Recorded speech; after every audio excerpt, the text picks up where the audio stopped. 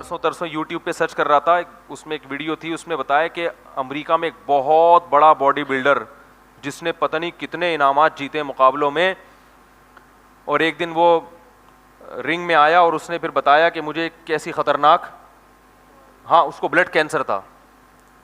اب آپ بتاؤ اس نے امریکہ کے بلڈر ہمارے بلڈروں کی طرح, ہمارے تو جس دن 4 انڈے کھا لیں تو سمجھتے ہیں کہ ہم دنیا کے سب سے بڑے, اب ہم سے بڑا تو کوئی ہے ہی نہیں کہ 4 انڈے کھائے ہم نے.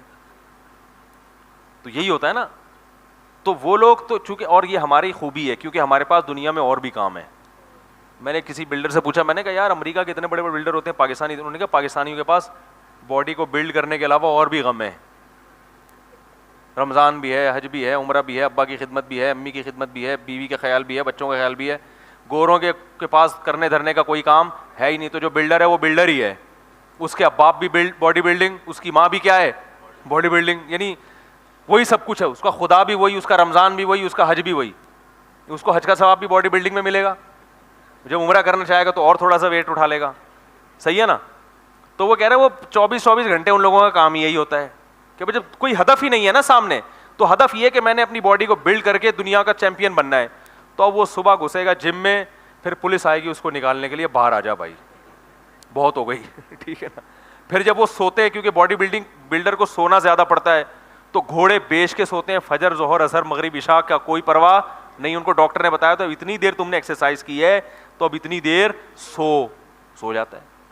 ہم سوئیں گے, ابا آگے ایک لات مار کے اٹھائیں گے, اٹھ بے تجھے میں نے انڈے لینے بھیجا تھا, کیا کر رہا ہے تو, کیا خیال ہے بھائی, اب جنت بھی ہے نا, اب جہنم بھی ہے.